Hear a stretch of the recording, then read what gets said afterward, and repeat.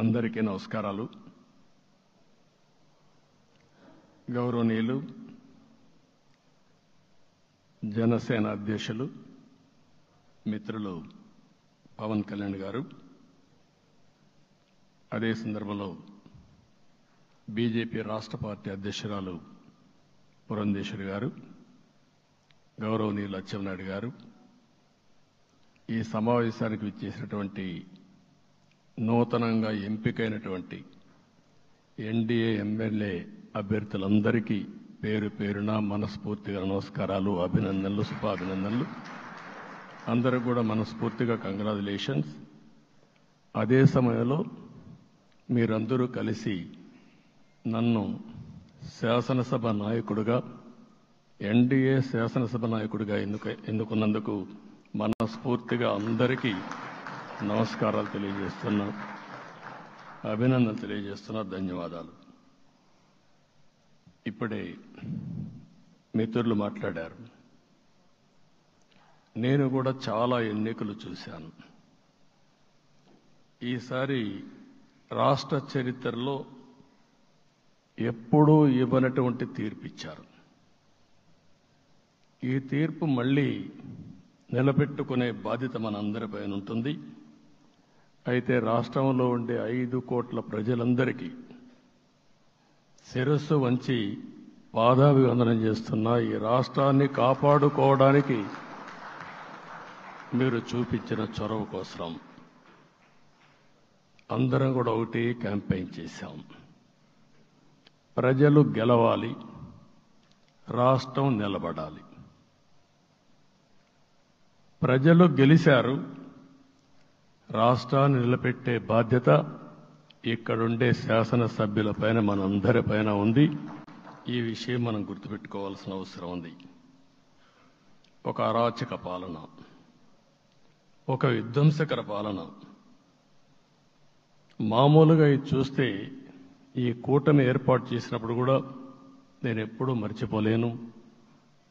ఇప్పుడే పురంధేశ్వరి గారు చెప్పారు, పవన్ కళ్యాణ్ గారు చెప్పారు.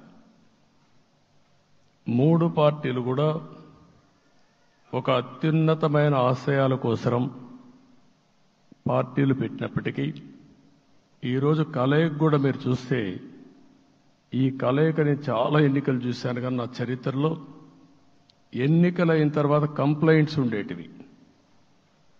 ఇక్కడ పలానోళ్ళు సరిగా పనిచేయలేదు, ఇక్కడ ఈ నాయకులు కోఆపరేట్ చేయలేదని. నేను చూసిన మొట్టమొదటి ఎన్నిక, ఈసారి ఎన్నికల్లో మాత్రం 100% 3 పార్టీల నాయకులు, కార్యకర్తలు సమిష్టిగా పనిచేశారు. దానికి కారణం మనం ఒకసారి అన్వేషిస్తే, ప్రజలు మనోభావాలకు అనుగుణంగా మన కార్యకర్తలు కూడా ప్రవర్తించే పరిస్థితికి వచ్చారు. రాష్ట్రంలో ఉండే ప్రతి ఒక్క కార్యకర్తని, 3 పార్టీల తరపున ఉండే ప్రతి ఒక్క కార్యకర్తని, నాయకుడిని మనస్ఫూర్తిగా అభినందిస్తున్నా, ధన్యవాదాలు తెలియజేస్తున్నా, కృతజ్ఞతలు తెలియజేస్తున్నా. మేము చాలా వేవ్స్ చూసాం. 94లో 1 సైడ్ ఎన్నికలు జరిగాయి. అప్పుడు కూడా ఇన్ని సీట్లు రాలా, ఇన్ని ఓట్లు రాలా. ఈరోజు మనం చూస్తే 175 సీట్లకు గాను 164 సీట్లు గెలిచాం. అంటే 11 సీట్లే ఓడిపోయాం. అంటే స్ట్రైకింగ్ రేట్ 93%. అంటే మామూలుగా 93% రావడం అనేది దేశ చరిత్రలోనే అరుదైన అనుభవం ఇది. అలాంటి అనుభవం ఇక్కడ చూపించారు. ఓటింగ్ కూడా 57% ఓట్లు వేశారు. మనకు 50% ఓట్లు వేస్తే ఎక్కువ అనుకుంటాం. అలాంటిది 57% ఆవరేజ్గా ఈ రాష్ట్ర ప్రజానీకం మనల్ని ఆశీర్వదించారంటే మనలో ఎంత బాధ్యత పెరిగిందో మనం ఒక్కసారి గుర్తుపెట్టుకోవాల్సిన అవసరం ఉంది. జిల్లాల వారీగా, పార్లమెంట్ల వారీగా విశ్లేషిస్తే శ్రీకాకుళం క్లీన్ స్వీప్, 7కు 7 గెలిచాం. విజయనగరం అన్నీ గెలిచాం. అరకు 2-3 ఎన్నికల్లో మనం గెలవకుండా ఈసారి ఎన్డీఏ అభ్యర్థులు చూస్తే 7కు 5 గెలిచాం. మన దురదృష్టం పార్లమెంట్ పోయింది. అక్కడి నుంచి వైజాగ్ 7కు 7 గెలిచాం. అనకాపల్లి 7కు 7 గెలిచాం. దెన్ తూర్పుగోదావరి, కాకినాడ, అమలాపురం, రాజమండ్రి, నరసాపురం, పక్కన వస్తే ఏలూరు, మచిలీపట్నం, కృష్ణా, గుంటూరు, నరసరావుపేట, బాపట్ల అన్స్టాపబుల్ 7కు 7 గెలిచాం. అక్కడి నుంచి ఒక్క ఒంగోలులో బ్రేక్ పడింది, ఒక 2 సీట్లు పోయినాయి. అక్కడి నుంచి నెల్లూరు 7కు 7 గెలిచాం. తిరుపతి 7కు 7 గెలిచాం.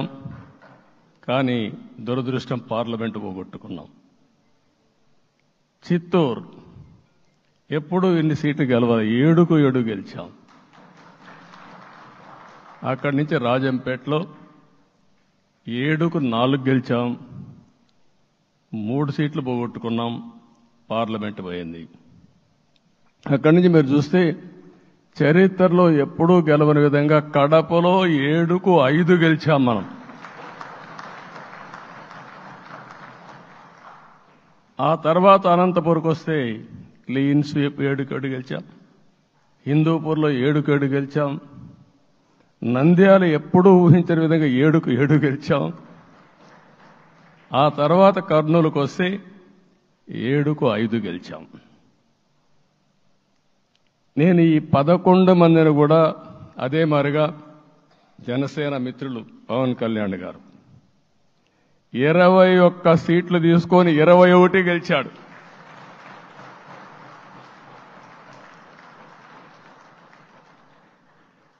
బీజేపీ 10 సీట్లు తీసుకుంటే 10 గెలిచారు, 8 గెలిచారు. అంటే 10కి 8 గెలవడం అనేది ఒక చరిత్ర. ఆ 2 సీట్లు కూడా కొన్ని ప్రత్యేకమైన కారణాల వల్ల ఓడిపోయాం తప్ప ఇంకోటి కాదు.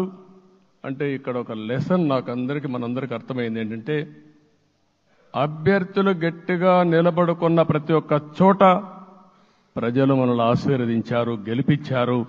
ఇదే ఈ యొక్క ఎన్నికల్లో మనందరం గుర్తుపెట్టుకోవాల్సిన ఒక ప్రత్యేకమైన విషయం.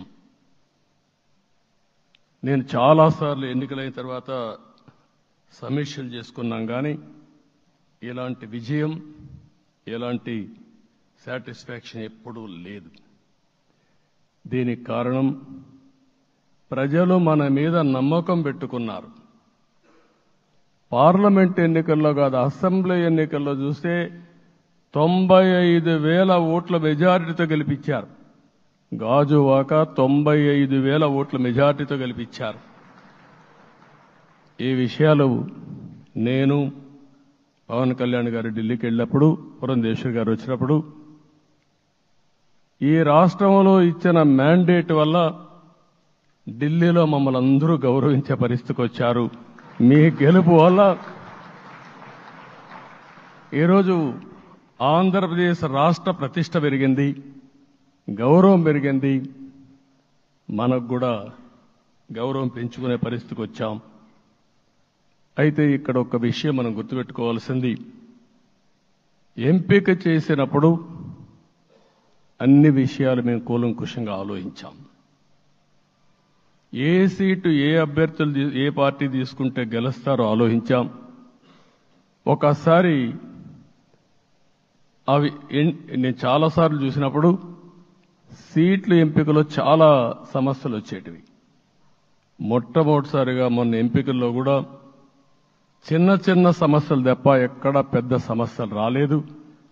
అంటే మేమందరం కూడా ఒకటి ఆలోచించాం, గెలిపే ధ్యేయంగా పనిచేయాలి. కాబట్టి ఏ సీట్లో ఎవరు సీట్ ఇస్తే వాళ్ళు గెలుస్తారో ఆ సీట్లే ఇచ్చాం. అదే సమయంలో సీట్లు ఇచ్చిన తర్వాత ప్రతి ఒక్కరూ గౌరవించి గెలిపించే బాధ్యతకు వచ్చారు.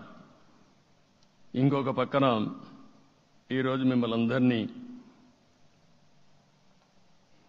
ఇప్పుడే పవన్ కళ్యాణ్ గారు చెప్పినట్టు వారి యొక్క సమయ స్ఫూర్తిని నేను ఎప్పుడూ మర్చిపోలేను.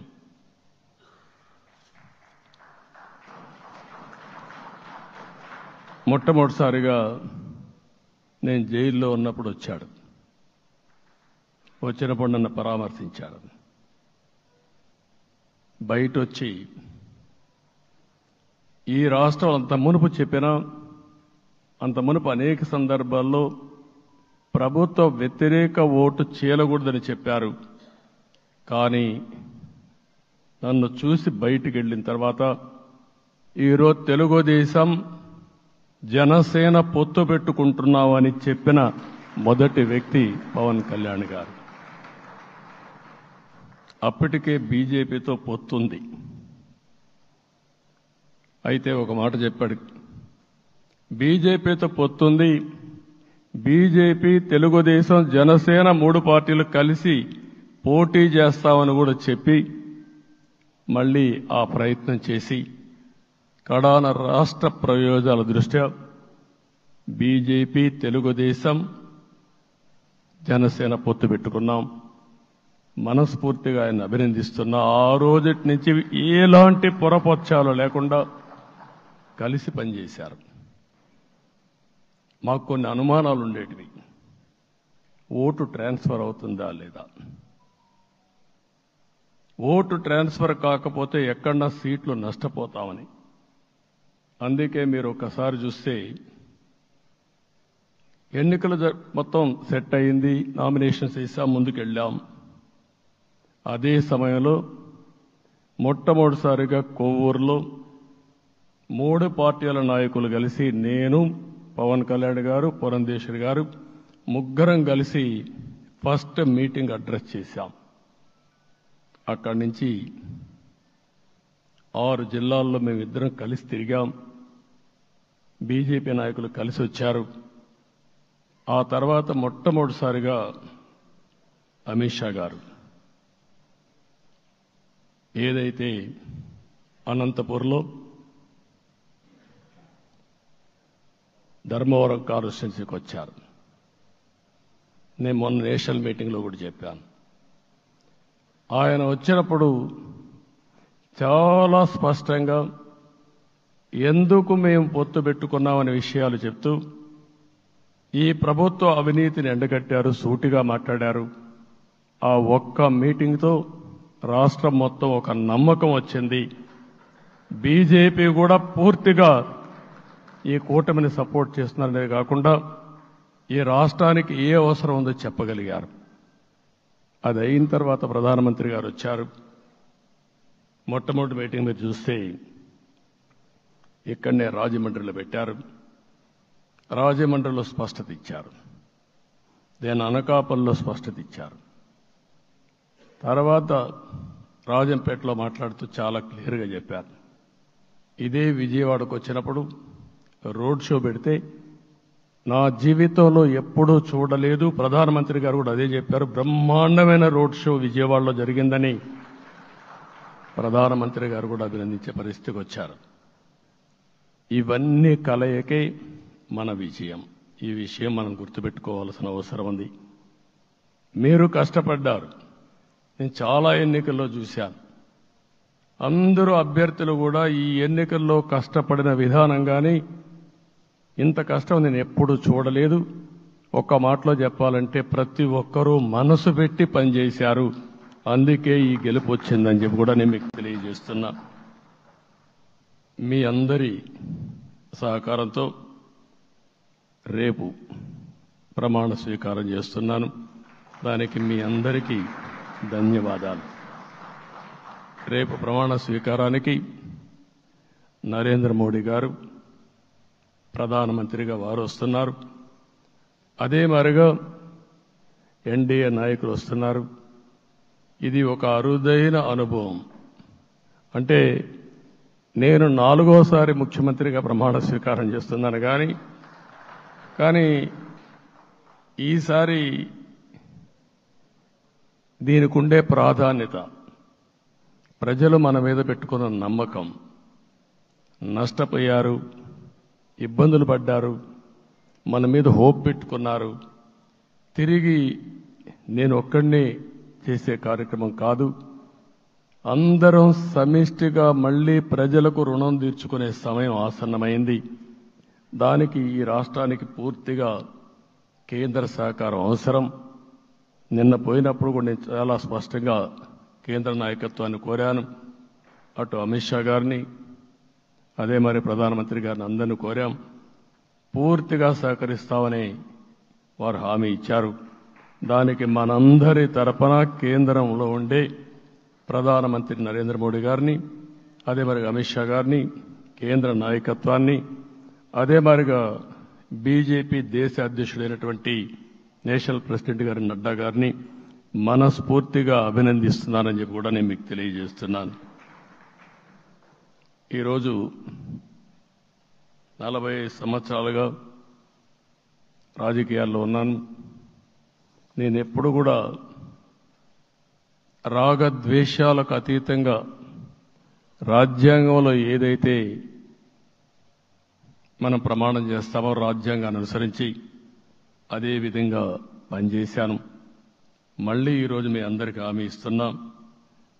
నాకు అలవాటు ప్రజల కోసం కష్టపడడం, అవిశ్రాంతంగా పనిచేయడం, పోరాటాలు మాత్రమే నాకు తెలుసు. ప్రజాహితం మాత్రం తెలుసు. తప్పకుండా దాన్ని నిలబెట్టుకుంటా. ఇన్ని దశాబ్దాలుగా కూడా ప్రతి అడుగు కూడా మీరు ఒకసారి చూస్తే ప్రతి ఆలోచన, తపన అన్నీ కూడా ప్రజల కోసమే చేశాం.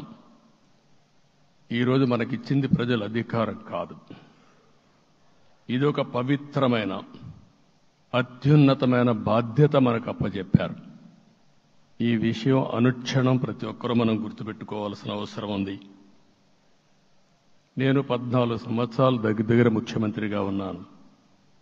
15 సంవత్సరాలు ప్రతిపక్ష నాయకుడిగా పనిచేశాను.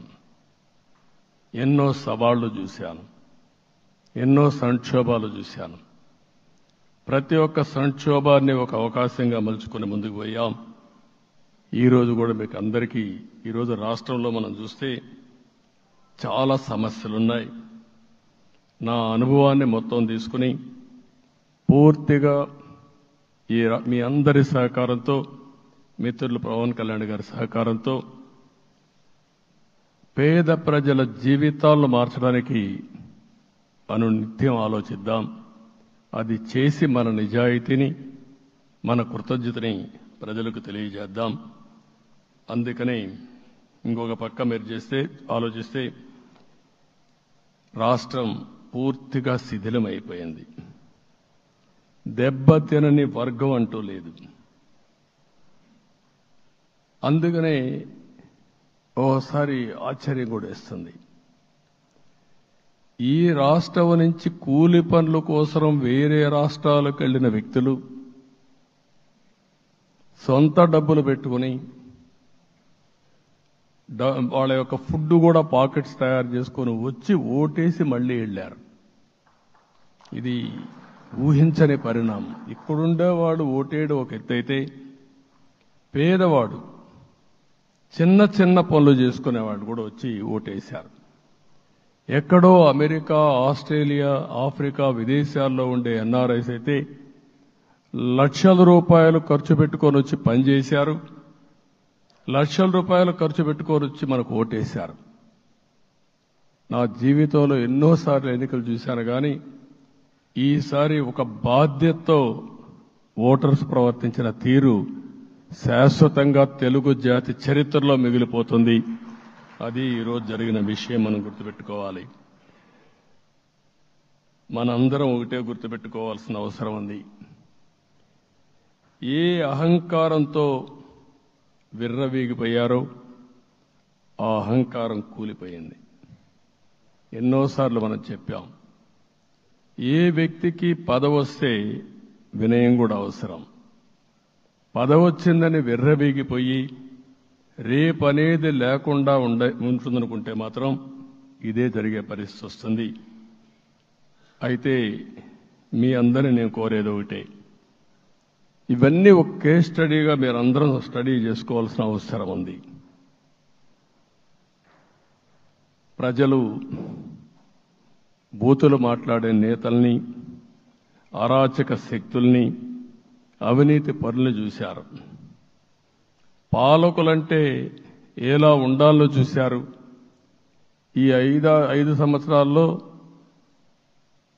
పాలకుడు ఎలాంటి వాడు వచ్చి అర్హత లేని వ్యక్తి ఏ విధంగా ఉన్నాడో చూశారంటే, ఈరోజు ఇచ్చిన తీర్పు ఈ 5 ఏళ్లు పరిపాలించినటువంటి వ్యక్తి యొక్క ప్రవర్తన చూసిన తర్వాత ఇలాంటి వ్యక్తి పాలనకు పనికిరాడనే ఉద్దేశంతో ఓట్లు చేసే పరిస్థితికి వచ్చారు. ఇది నా ఉద్దేశ ప్రకారం ఒక కేస్ స్టడీ అవుతుంది, మనందరం కానీ జాగ్రత్తగా ఆలోచిస్తే. కానీ మనం కూడా అదే విధంగా కక్ష తీర్చుకోవాలి అని కానీ మనం ముందుకు పోతే మనకు కూడా సమస్య వస్తుంది. అదే సమయంలో ఒకటే చెప్తున్నా, తప్పు చేసిన వాడిని క్షమించి పూర్తిగా వదిలిపెడితే కూడా మళ్ళా అలవాటుగా మారుతుంది. తప్పు చేసిన వాళ్లకు శిక్ష పడవలసిన అవసరం ఉంది, చట్టపరంగా శిక్షించాల్సిన అవసరం ఉంది. అదే సమయంలో విధ్వంస రాజకీయాలు, కక్షా రాజకీయాలు కాకుండా ఇవన్నిటిని ప్రక్షాళన చేయాల్సిన అవసరం ఉందని చెప్పి కూడా నేను మీకు తెలియజేస్తున్నా. ఇంకొక పక్క 5 ఏళ్లలో ఎన్నో సంవత్సరాలు చూశాను కానీ కార్యకర్తలపైన దాడులు, హింసా రాజకీయాలు, అక్రమ కేసులు, వేధింపులు, కడాన సోషల్ యాక్టివిస్టులు కూడా ఇష్టానుసారంగా కేసులు పెట్టి హెరాస్ చేస్తే నిద్రపోకుండా వాళ్ళు కాపాడుకున్నాం. ఇంకొక పక్కన అన్ని పార్టీలకు 3 పార్టీలకు అనుభవం ఉంది. ఈరోజు మీరు చూస్తే ప్రాణాలు తీస్తూ అరాచకంగా ప్రవర్తిస్తూ తెలుగుదేశం పార్టీలో ఒక ఉదాహరణ చూసినప్పుడు అన్ని పార్టీలకు వర్తిస్తుంది. ఏదైతే మన పార్టీకి వ్యతిరేకంగా నేను ఆ పేర్లు చెప్పకూడదు కాబట్టి చెప్పలేదు, కానీ స్లోగన్ ఏమంటే కడాన మెడ మీద కత్తున్న జై తెలుగుదేశం అంటూ ప్రాణాలు వదిలిపెట్టే పరిస్థితికి వచ్చారు. ఇది ఊహించని పరిణామాలు ఇవన్నీ.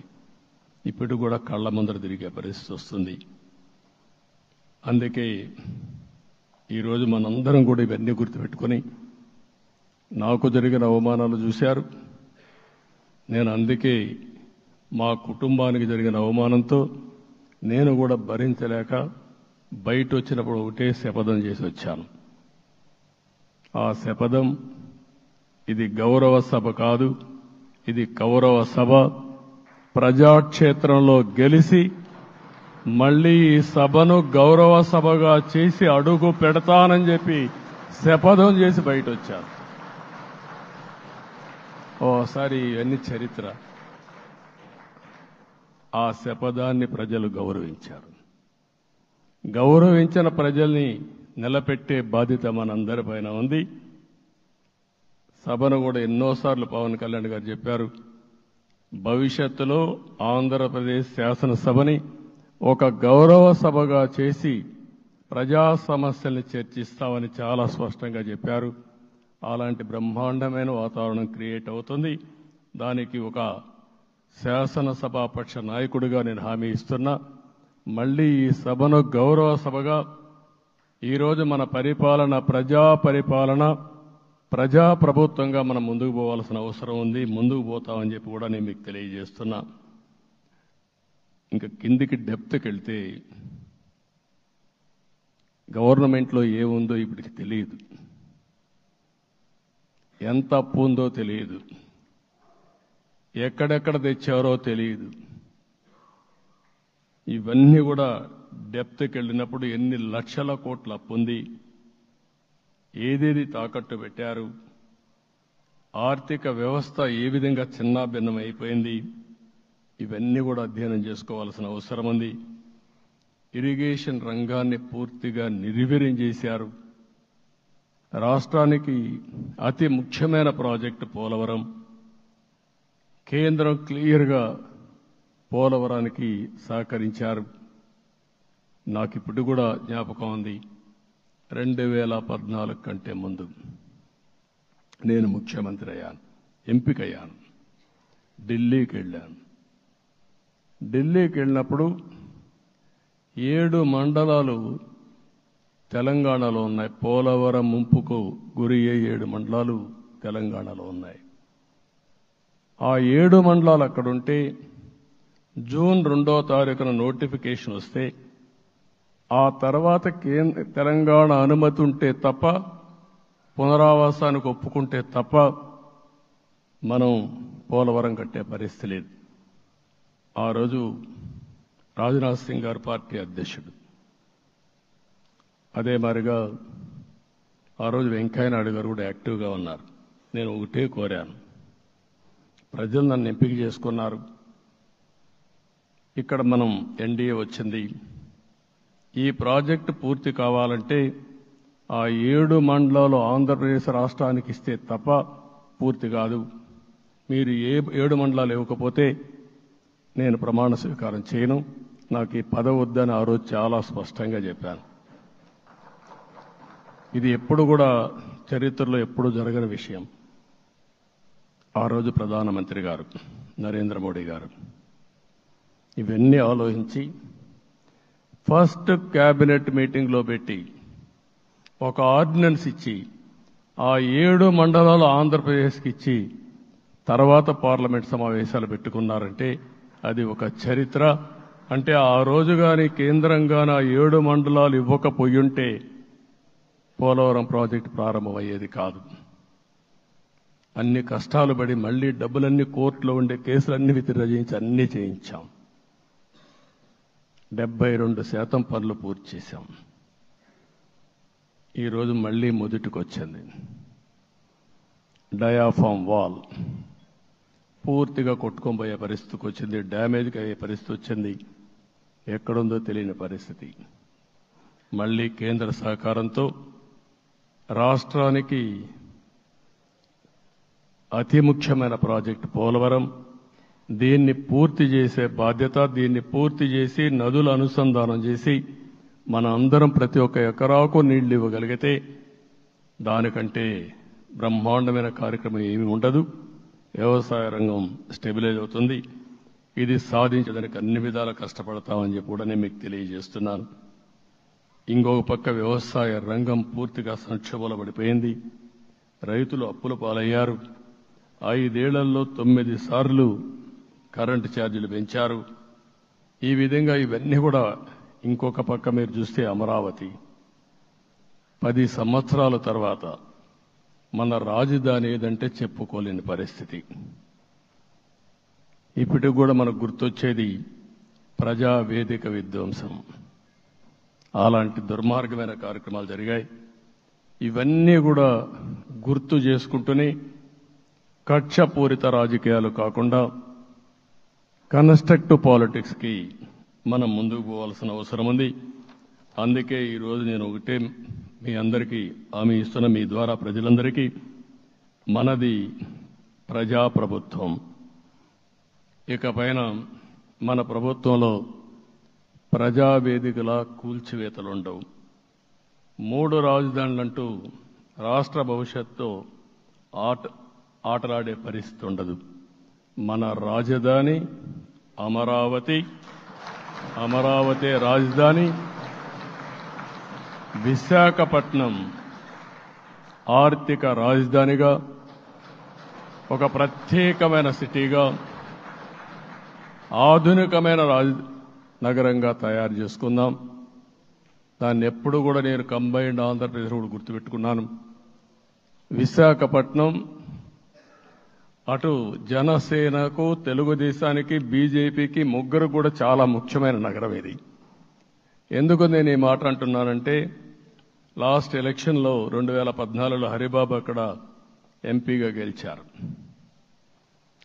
తర్వాత విడిపోయిన తర్వాత 2014లో మళ్ళీ మనం పోటీ చేసినప్పుడు చేశాం. 2019లో 4 అసెంబ్లీ సీట్లు గెలిపించిన ఏకైక నగరం విశాఖపట్నం తెలుగుదేశం పార్టీకి. అదే మాదిరిగా ప్రజల్లో గణనీయమైనటువంటి అభిమానం జనసేన అధినేత పవన్ కళ్యాణ్ గారి పైన ఉంది. ఈ 3 కలిపి నిన్న ఒక సునామీ మారిగా వచ్చింది. అక్కడ ఒక్కొక్క సీట్లో మీరు చూస్తే 90,000, 90,000, 70,000, 80,000 మెజారిటీతో గెలిపించారంటే ఆనాటి ముఖ్యమంత్రి విశాఖపట్నాన్ని రాజధానిగా చేస్తాను, ఎన్నికలవుతానే అక్కడే ప్రమాణ స్వీకారం చేస్తానంటే నువ్వు రావద్దు అని ప్రజా తీర్పిచ్చిన రాజధాని నగరం విశాఖ నగరం. అంటే ఎలాంటి టెంప్టేషన్ కూడా లొంగలేదు వాళ్ళు. ఇది ఒక అనుభూతి. విశాఖపట్నాన్ని మర్చిపోయే సమస్య లేదు. తగిన గుర్తింపు ఇస్తాం, అభివృద్ధి చేస్తాం. ఇంకొక పక్క కర్నూలుని కూడా ఇదే మాదిరిగా చెప్పి కర్నూలుని జ్యుడిషియల్ క్యాపిటల్గా చేస్తామని కడాన ఏమీ చేయకుండా వదిలిపెట్టినటువంటి వ్యక్తి. ఈరోజు మీరు ఒక్కసారి గుర్తుపెట్టుకోవాల్సింది, నేను చాలా ఎన్నికలు చూశాను కానీ రాయలసీమలో వన్ సైడ్ ఎన్నికలు జరిగాయి. బ్రహ్మాండంగా ఓట్లేశారు. ఓట్లేయడమే కాదు, ఊహించనటువంటి మెజార్టీస్ ఇచ్చారు. ఇది నేను కొంచెం భయపడ్డాను బిగినింగ్లో, కానీ ఊపు చూసిన తర్వాత మాత్రం అనిపించింది అందరూ ఎక్స్పెక్ట్ చేశారు రాయలసీమలో కొంచెం ఇబ్బంది ఉంటుందని. అలాంటి రాయలసీమ తిరుగుబాటు చేసే పరిస్థితికి వచ్చింది. దానికి కూడా మన అందరి మీద బాధ్యత ఉంది. కర్నూలుని అన్ని విధాలా అభివృద్ధి చేసే బాధ్యత Telugu Desam party, Janasena, BJP, NDA కూటమి తీసుకుంటామని కూడా హామీ ఇస్తున్నాను.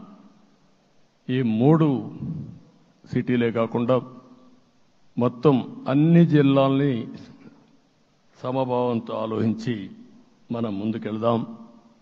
ఇంకొక పక్క మనలో ఏ కోశాన కూడా అహంకారం ఉండకూడదు, అరాచకం అనేది ఎక్కడా కనిపించకూడదు.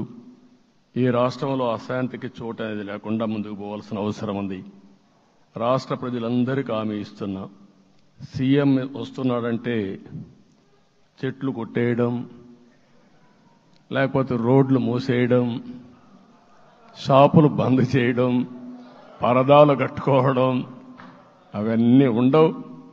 సీఎం కూడా ఒక మామూలు మనిషిగానే వస్తా, అందరితో కలిసి ఉంటాం. నేను సీఎంగా ఉన్నా మా మిత్రుడు పవన్ కళ్యాణ్ గారు ఏ హోదాలో ఉన్నది కూడా రేపు అనౌన్స్ చేసుకుంటాం. మేమందరం కూడా సామాన్యమైన వ్యక్తులుగానే వస్తాం మీ దగ్గరికి, మీలో ఒక వ్యక్తిగా ఉంటాం. మాకు హోదా సేవ కోసరం తప్ప పెత్తనం కోసరం కాదు. ఆ విషయం ప్రజలందరికీ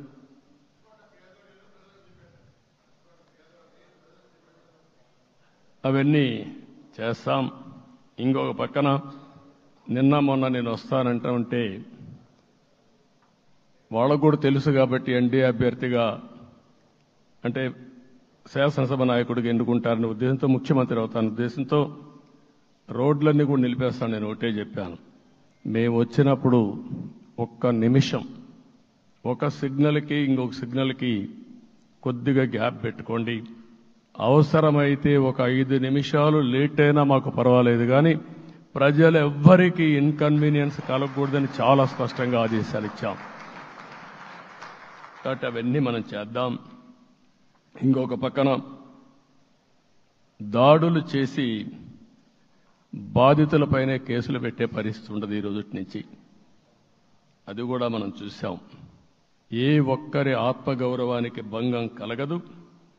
ఒక పాజిటివ్ గవర్నెన్స్ అన్ని చోట్ల కనపడుస్తుంది. ప్రజాహితం కోసమే పనిచేస్తాం. ప్రతి నిర్ణయం, ప్రతి అడుగు ప్రజల కోసమే ఉంటుంది. స్టేట్ ఫస్ట్ అనే నినాదంతో ముందుకు పోతాం. ఈరోజు మేము ముగ్గురం కూడా ఢిల్లీలో వెళ్ళినప్పుడు కూడా మా ఆలోచన ఈ రాష్ట్రం ముందుండాలనే ఉద్దేశంతోనే ముందుకు పోయాం. అదే సమయంలో ఈరోజు మన రాష్ట్రానికి కూడా సముచితమైన గౌరవం. 3 మంత్రులు కేంద్రంలో మన వాళ్ళు ఉండే పరిస్థితికి వచ్చారు. ఒక పక్కన రామ్మోహన్ నాయుడు శ్రీకాకుళం ఎంపీ, ఆయన కేంద్రంలో మంత్రి పదవి, కేబినెట్ పదవి వచ్చింది. ఇంకొక పక్కన పెంబసాని చంద్రశేఖర్కి స్టేట్ మినిస్టర్గా ఎంఓఎస్ కింద ఇచ్చారు. మూడోది కూడా ఒక సామాన్యమైన కార్యకర్త Srinivasa Varma, Narasapur MP, BJP MP, ఈరోజు కేంద్రంలో మంత్రి స్థానం వచ్చింది. ఓసారి బీజేపీలో కూడా ఇది ఒక ప్రత్యేకత. ఆయన ఎంపీ ఇచ్చినప్పుడు నాకే ఆశ్చర్యం వేసింది. ఒక మామూలు వ్యక్తి ఎంపీ ఇచ్చారు. అప్పుడు ఆలోచించినప్పుడు నేను ఫస్ట్ మీటింగ్ పోతే వచ్చాడు. వచ్చినప్పుడు నేను ఎంక్వైరీ చేస్తే ఆయన స్ట్రాంగ్గా పార్టీ కోసం పనిచేశాడు. ఒక పార్టీ కార్యకర్తను గుర్తించిన పార్టీ భారతీయ జనతా పార్టీ. అది కూడా తెలుగుదేశంలో కూడా చేస్తున్నాం, జనసేనలో కూడా చేస్తున్నాం. వారి యొక్క ప్రత్యేకత. ఈరోజు నిన్న కూడా మనం అందరం చూస్తే మోదీ గారు మొన్నే మీటింగ్ అయినప్పుడు చూశాం, ఆయన స్పీచ్ను కూడా చూశాం. నేను కూడా చాలా స్పష్టంగా చెప్పాను, 10 సంవత్సరాల మోడీ గారి పరిపాలన దేశ ప్రతిష్ట పెంచింది. ప్రపంచంలోనే భారతీయులకు గుర్తింపు వచ్చింది. 11వ స్థానంలో ఉన్న ఆర్థిక వ్యవస్థ ఈరోజు 5వ స్థానానికి తీసుకొచ్చారు. ఇంకొక పక్కన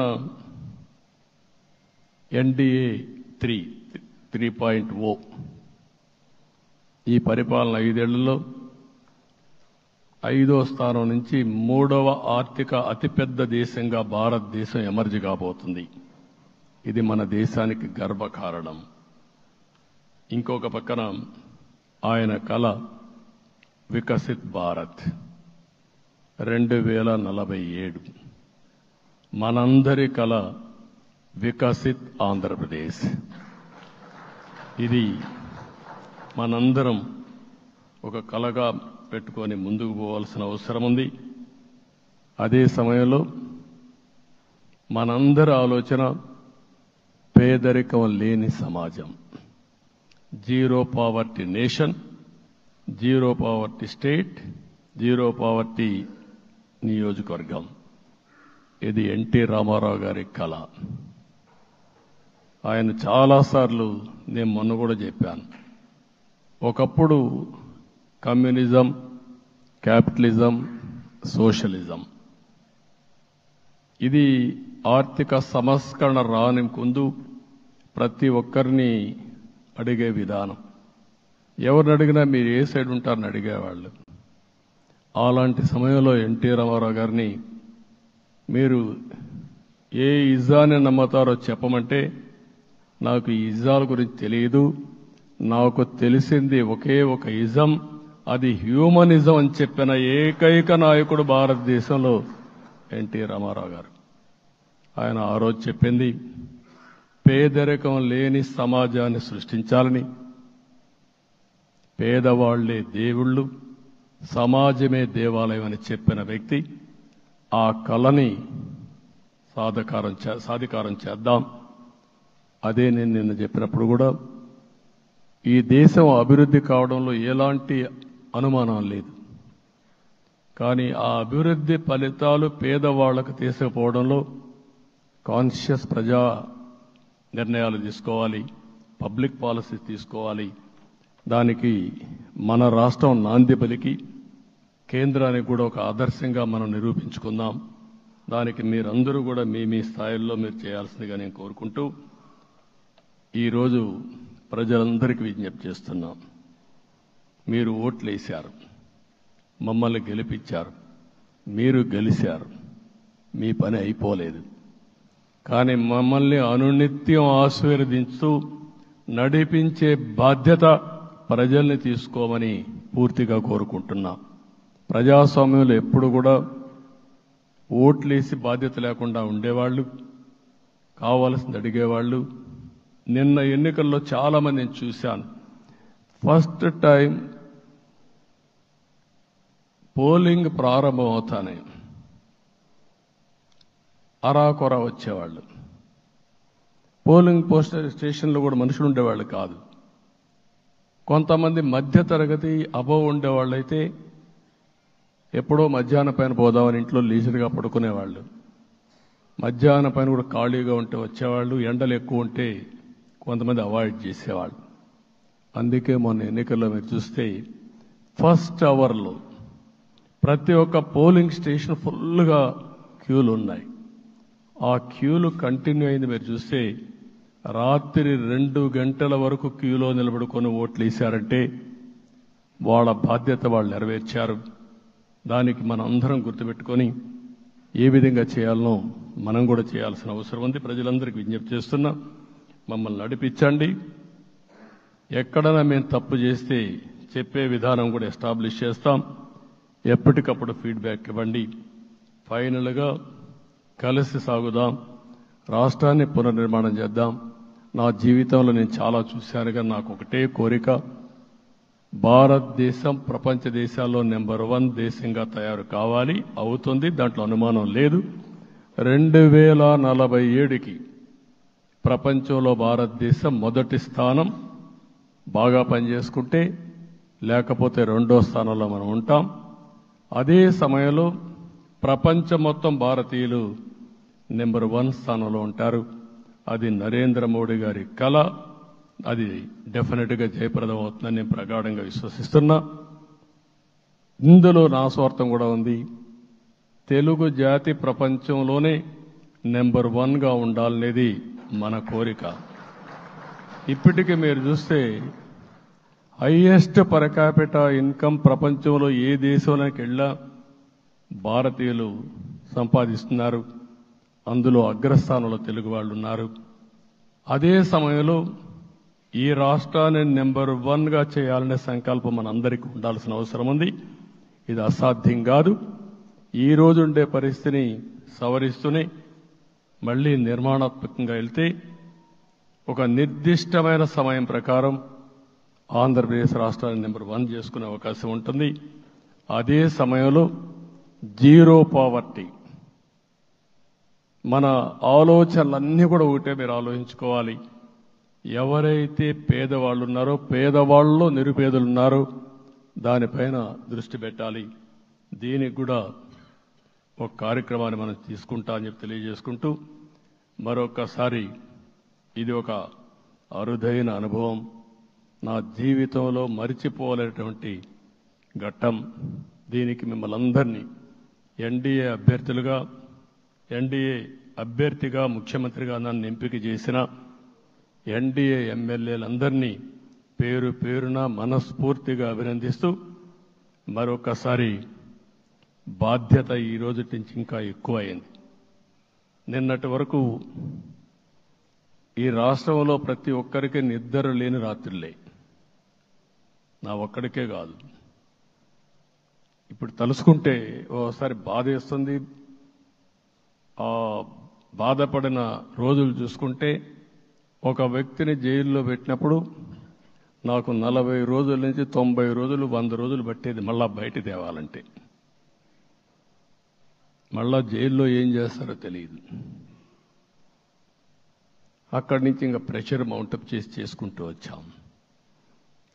ఆ త్యాగం చేసిన రోజులను ఒకసారి గుర్తుపెట్టుకుంటూ, సఫర్ అయిన ప్రతి ఒక్కరిని, పార్టీ కార్యకర్తలనే కాకుండా ప్రజలను కూడా గుర్తుపెట్టుకొని, సోషల్ యాక్టివిస్టులు గుర్తుపెట్టుకొని ఈ రాష్ట్ర పునర్నిర్మాణం కోసం ముందుకు పోదామని తెలియజేసుకుంటూ, మరొకసారి మీ అందరికీ మనస్ఫూర్తిగా అభినందనలు తెలియజేసుకుంటూ, నన్ను పూర్తిగా బలపరిచినటువంటి మిత్రుడు పవన్ కళ్యాణ్ గారికి, అదే మాదిరిగా బీజేపీ నాయకత్వానికి, పురంధేశ్వరి గారు ఇక్కడ నేను చూశాను.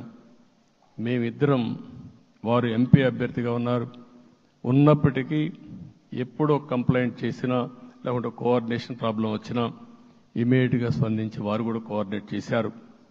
అందరూ కూడా ఎక్కడా పొరపచ్చాలు లేకుండా మనస్ఫూర్తిగా చేశాం కాబట్టి ఈ గెలుపు సాధ్యమైంది. ఈ గెలుపుకు సహకరించిన ప్రతి ఒక్క నాయకుడికి, ప్రతి ఒక్క పార్టీకి, ప్రతి ఒక్క కార్యకర్తకి, ప్రజలందరికీ కూడా పేరు పేరున మనస్ఫూర్తిగా నమస్కారాలు తెలియజేసుకుంటూ మీ అందరి దగ్గర సెలవు తీసుకుంటున్నాను. జై హింద్, జై హింద్.